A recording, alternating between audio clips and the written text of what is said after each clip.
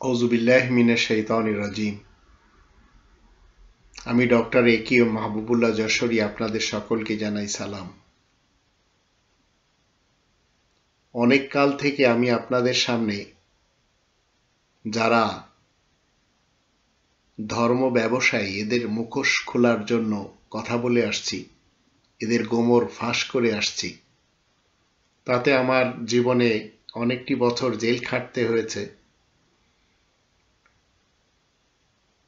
যখন আমি মানুষকে বলেছি আপনারা অর্থ সহকারে কোরআন পড়েন এবং নিজেদের সমস্যাদিগুলি কোরআন থেকে সমাধান নেন, আর ধর্মজীবীদের কাছে, হোক সে জামানার ইমাম, হোক সে পীর, হোক সে কোনো ধরনের বক্তা হুজুর, এদের কাছে যাবেন না। তখনই মানুষেরা আমাকে বিভিন্নভাবে ফতোয়া দিয়ে আসছে। আপনি যখন অর্থসহ কোরআন পড়ার জন্য কাউকে বলবেন বা কোরআন বুঝে পড়তে হবে এই কথাটি বলবেন, সঙ্গে সঙ্গে আপনাকে তারা খ্রিস্টানদের এজেন্ট, আপনি হচ্ছেন এদের দালাল। এইভাবে আপনাকে আমাকে সমাজে কোণঠাসা করে রেখে দিয়েছে এই ধর্মজীবী মোল্লা সমাজ। কারণ এই উলামায়ে আজাজিলদের হাতে রয়েছে, এই উলামায়ে ক্রাইমদের হাতে রয়েছে দেশের মসজিদগুলি এবং দেশের ধর্মের খোয়ার মাদ্রাসাগুলি। আর ঠিক এইভাবে হিন্দু সমাজ, খ্রিস্টান সমাজ, ইহুদি সমাজ, এদেরও যারা রাব্বি রয়েছে, এদের যারা ব্রাহ্মণ রয়েছে, এদের যারা ফাদার রয়েছে, এরাও সাধারণ অনুসারীদেরকে কখনো আগে বাড়তে দেয় না।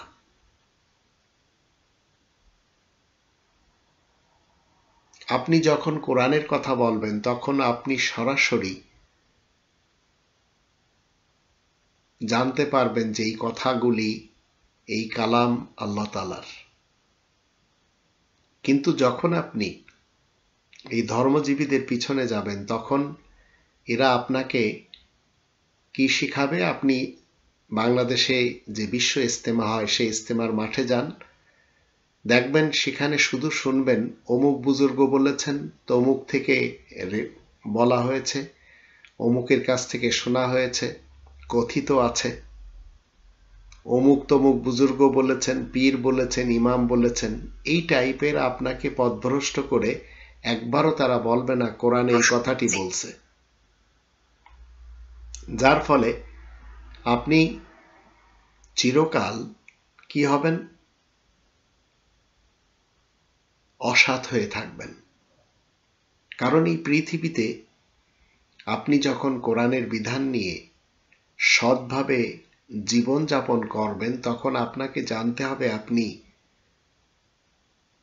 এলাকার, দেশের বাছাইকৃত যে সমস্ত লোক রয়েছে আল্লাহ তাআলার দৃষ্টিতে তাদের একজন, কারণ আপনি কোরআনের বিধান মতে চলছেন।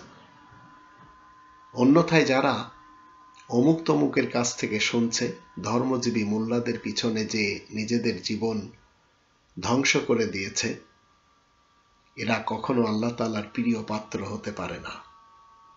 আবার এদের সামনে যখন আপনি কোরআনের কথা বলবেন তো আমরা দেখতে পাই এই কোরআন বিরোধী লোকগুলি অন্যের দোষ দেখতে পেলে তারা নিজেদেরকে বিচারপতি হিসেবে মেনে নেয়, বিচারপতির আসনে তারা বসে যায়, আর নিজের দোষ, নিজেরা যে দোষী সেই নিজেদের দোষ ঢাকার জন্য উকিল হয়ে যায়। এটা আমরা বাস্তব হিসেবে দেখতে পাচ্ছি। আর এই লোকগুলি এমন একটা মানুষকে অনুসরণ করে চলেছে যে মানুষটির সম্পর্ক আরবের একটি জায়গায়, সেই লোকটির কোনো চরিত্র নেই এবং তাকে অনেকেই মরু ডাকাত হিসেবেই জানে। তো সেই লোকটিকে যদি আপনি আপনার আদর্শের মানুষ মনে করেন কোরআন বাদ দিয়ে এবং কোরআনের 24 জন নবী রাসূলদের বাদ দিয়ে, তাহলে আপনাকে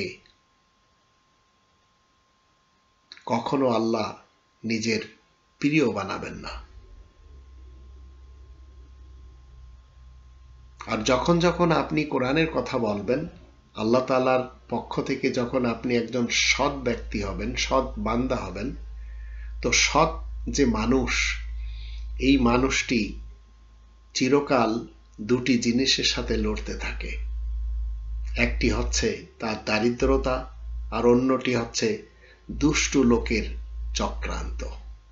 আমার সাথেই ঘটে চলেছে আজ 55 বছরের জীবনে। আমি এটাই পাচ্ছি। আমি দারিদ্রতার জন্য লড়াই করি, প্রবাস জীবন আমার, প্রবাসী হয়ে আমাকে অর্থ উপার্জন করতে হয়, আর দুষ্টু লোকের চক্রান্ত থেকে আমাকে সবসময় বাঁচতে হয়, যদিও তারা তাদের চক্রান্ত করেই চলেছে। আমি যখন তাদেরকে বলি যে আমি কখনো আজানের পরে তোমাদের মতো এই দোয়া পাঠ করি না, যে দোয়াতে তোমরা বলো ওয়াবাসু মাকামাম মাহমুদা আল্লাযী ওয়া'আদতা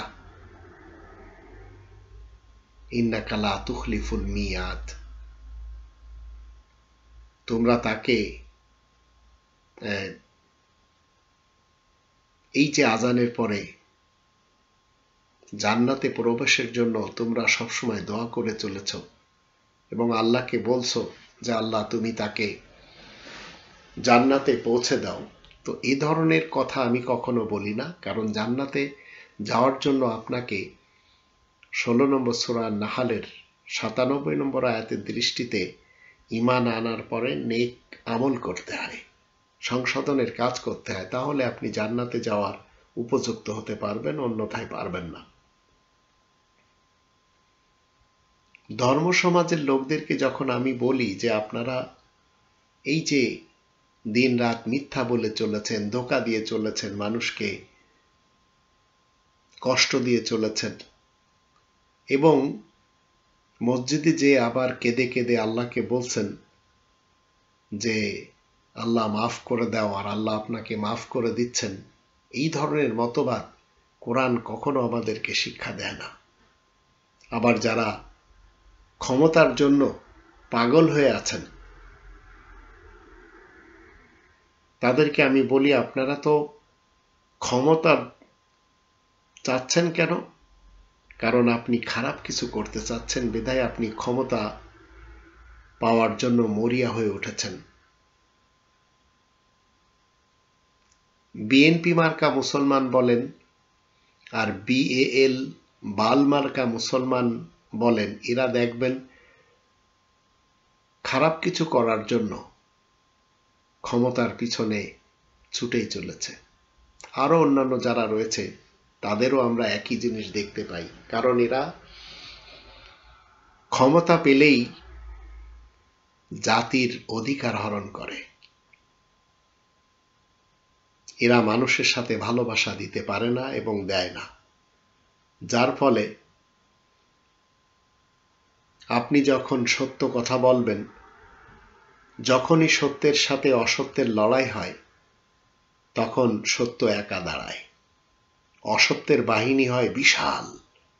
কারণ অসত্যের বাহিনীর সাথে যারা সম্পর্ক রাখে তারা মূর্খ হয়, লোভী হয়, স্বার্থপর হয় এবং বিশ্বাসঘাতক হয়।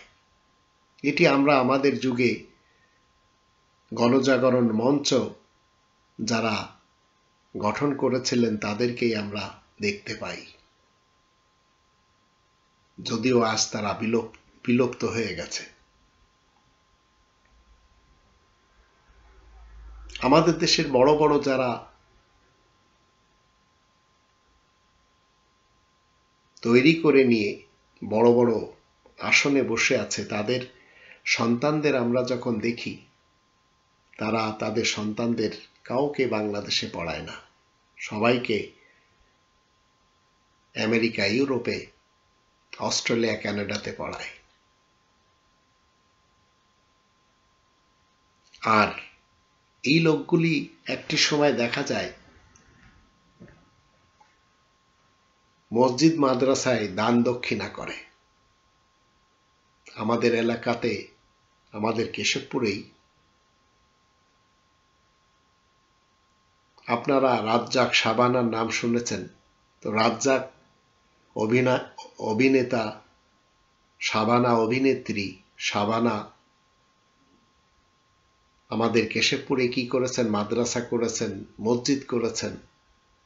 গরিবের সন্তানদেরকে মাদ্রাসায় পড়ার জন্য তিনি উৎসাহ দেন, অথচ নিজের সন্তানদের কোনোদিন তিনি এই লাইনে আনেননি। এখন তিনি হিজাব পরেন, নিজেকে অনেক বড় মাপের একজন আল্লাহর বিশেষ বান্দী হিসেবে প্রমাণ করেই চলেছেন। কিন্তু এদের ইতিহাসগুলি যখন আমরা দেখি, এই নাট্যকার, অভিনেতা, অভিনেত্রী, তারকা যারা আমাদের দেশে এখন অনেকেই হাতে তসবিহ নিচ্ছেন, অনেকেই মসজিদে যাচ্ছেন, কিন্তু এরা দেশটা নষ্ট করেছে। মানুষকে অশ্লীলতার দিকে এরা একসময় আসার জন্য, আর এরা এই অশ্লীলতা দেখায় টাকা কামানোর জন্য মরিয়া হয়ে উঠেছিল। এখন যখন বুঝতে পেরেছেন যে আর এই পৃথিবীতে চিরস্থায়ী আমাদের থাকা যাবে না, তাই হাতে তসবিহ নিচ্ছেন। আর যখন আমি এদের কুকর্মের ফিরিস্তিগুলি মানুষের সাথে তুলে ধরি, আর মানুষকে যখন বলি সন্দেহমুক্ত আল্লাহ তাআলার পক্ষ থেকে পাঠানো লিখিত আল কিতাব, এই কোরআনকে যদি আমরা ঠিকমতো পড়াশোনা করতে পারি, মাতৃভাষায় বুঝতে পারি, তাহলে একদিন আমরা কি হতে পারবো? সঠিক পথ পেতে পারবো। আর যদি আমরা মনে করি যে না, কোনোভাবে এই পৃথিবীতে জীবন কাটিয়ে দিতে হবে আর ক্ষমতায় থাকতে হবে আর মানুষের বাহবা নিতে হবে, তো আমি আমার জীবনের অভিজ্ঞতা দিয়ে বলছি যে এগুলির আদৌ কখনো প্রয়োজন পড়ে না। আপনি এই পৃথিবীতে পরীক্ষা দিতে আসছেন। যদি আপনি পরীক্ষা দিয়ে নিজের জীবনকে কোরআনের বিধিবিধান মতে চালাতে পারেন, সেটি হবে আপনার সাফল্য। অনেকের মতে পুরুষদের সাফল্য নিয়ে যে কথাগুলি বলেন, বা পুরুষদের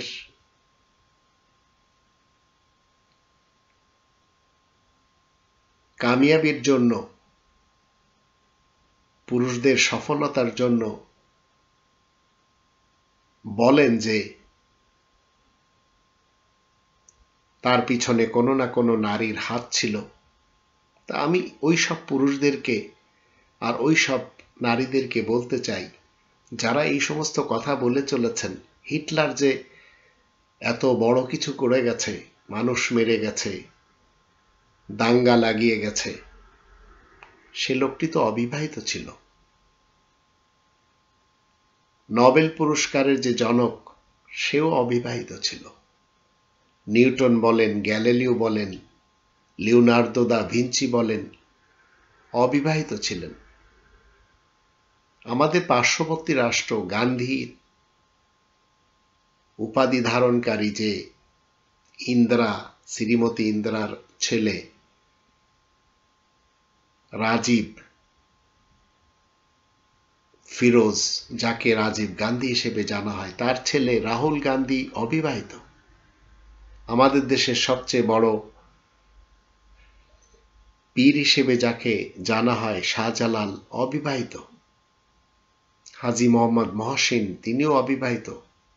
কর্নেল ওসমানী বলেন, আহমদ ছফা বলেন, খালিকুজ্জামান বলেন, এরা অবিবাহিত। পৃথিবী ঘোরে নরেন্দ্র মোদী বউ ছাড়া, টাটা কোম্পানির বউ নাই। বিজ্ঞানী আব্দুল কালামের বিয়ে হয়নি, সালমান খানের কপালে বউ জোটে নাই, কিন্তু যে সমস্ত লোকেরা বলছেন যে প্রত্যেক সফল পুরুষের পিছনে একজন নারীর হাত থাকে, এই ধরনের কথা আমি সবাইকে বলি, এগুলি সব মিথ্যা। আপনাকে আল্লাহ তাআলার ইসলামী কিংডমে চলাফেরা করার জন্য নিজের যোগ্যতাকে প্রতিফলিত করতে হবে কোরআনের বিধান মেনে। এটি হচ্ছে রবের পক্ষ থেকে নির্দেশ। অন্যথায় আপনি যা ইচ্ছা তাই বলেন, যা ইচ্ছা তাই করেন, কারণ আপনি স্বাধীন। আর আল্লাহ তাআলার স্বাধীন রাষ্ট্রে প্রত্যেকটি নর এবং নারী তারা স্বাধীন ইসলাম মানার ব্যাপারে এবং না মানার ব্যাপারে। আর এই ব্যাপারে আল্লাহ 18 নম্বর সূরা আল কাহফের 29 নম্বর আয়াতের শুরুতে বলে দিয়েছেন, অকুলিল হাক্কু মির রব্বিকুম ফামান শাআ ফালিউমিন ওয়া মান শাআ ফালিয়াকফুর। তুমি বলে দাও তোমাদের রবের পক্ষ থেকে মহাসত্য এসেছে, যার ইচ্ছা সে মেনে চলবে, যার ইচ্ছা সে অমান্য করে চলতে পারবে। আবার 2 নম্বর সূরা আল বাকারার 256 আয়াতে বলা আছে, লা ইকরাহা ফিদ্দীন, ইসলাম মানার ব্যাপারে কোনো জোর জবরদস্তি নেই, কোনো বল প্রয়োগ নেই। তাই আসুন আমরা সবাই ভালো মানুষ হয়ে অন্তত নিজেদের জীবন পরিচালনা করার চেষ্টা করি। আল্লাহ আমাদের সহায় হউন।